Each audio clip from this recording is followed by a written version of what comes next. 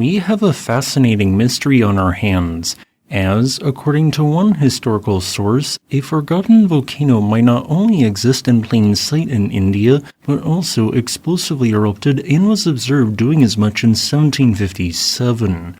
Thus, if this volcano does indeed exist, it could presumably erupt again, generating potential future hazards.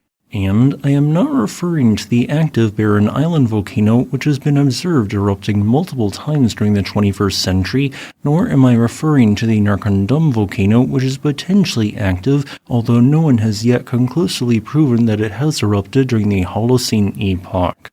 Instead, we need to move far away from the Andaman Islands to a spot fairly close offshore of the major city of Puducherry. There, on January 20th of 1757, the following report was made. Just before we sailed from Pondicherry, fires broke out on the surface of the sea 3 leagues from that place, throwing up pumice stones and other combustibles, and forming an island of a league long and of the same breadth, which increased to a considerable height, with a volcano making a most hideous noise like thunder or great guns, and a cloud proceeding from it breaking into small rain of sand instead of water. This was first seen by a ship's crew, who saw a prodigious flashing of fire which smelt of brimstone, and heard a most astonishing noise. Afterwards, a vast quantity of fish was perceived dead on the sea, and appeared broiled. Sailing a little further, they met with such quantities of pumice stones that it was hardly possible to make through them. At the same time, they discerned land, but it appeared to them as a cloud of fire and smoke on the surface of the sea, and the cloud ascending into the air distilled in showers of rain, which brought abundance of sand onto their ship's deck. Another ship sailed round it, that the ashes proceeding from the vast fire fell on their deck, and they were in great danger of being burnt. That historical report, as published in the Annual Register of 1758, notes a number of aspects typically associated with a shallow submarine and silica-rich volcanic eruption.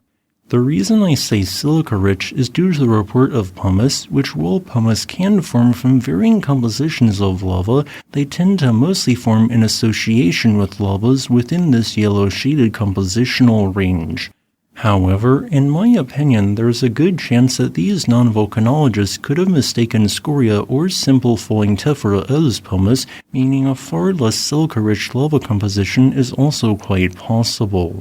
In fact, the report of fires on the surface seems to suggest lava fountaining, which is more common in this range of eruption compositions. But is such a volcano even hypothetically possible in the first place? The report of being a mere 3 leagues or 16.67 kilometers from the shoreline is potentially inaccurate, with some reports noting an unusual raised submarine structure that could be the volcano in question as much as 99 kilometers offshore. Despite being far from an active plate boundary, this portion of India's continental rise is experiencing motion which is consistent with the rift basin slowly spreading apart to the northwest and southeast. This could theoretically create a series of lengthy fault lines which act as a path of least resistance that magma could intrude into. In this case, the reported eruption may have occurred on a feature known as the Moyar-Bhavani-Attar lineament.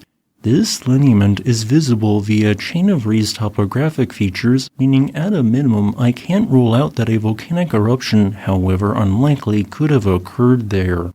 However, there is no direct proof that this volcano exists via lava, pumice, or ash samples that can definitively trace its origin to a known area. Thus, I suggest another possibility as more likely, that being a large eruption of a shallow mud volcano that temporarily built an island. While mud volcanoes can be associated with actual volcanoes, such as at the Salton Buttes volcano in California, where carbon dioxide propels mud upwards due to the heat transferred from underlying magma, they can also form in non-volcanic environments due to the at-depth presence of natural gas deposits. And, what do you know, this very offshore region is a known locality with hydrocarbon reserves that have been noted seeping upwards through faults, primarily via rising methane. All that is needed for the methane to ignite was for a minor electric shock to be generated. In this case, the static electricity could have been generated by either the motion of millions of tiny particles of mud or due to larger rocks banging against each other in the upward mud plume that generated a spark. This might have generated the fire that was reported, the dead fish, and a temporary large island out of ejected mud that has since washed away. However, the exact cause of this 1757 event is still inconclusive.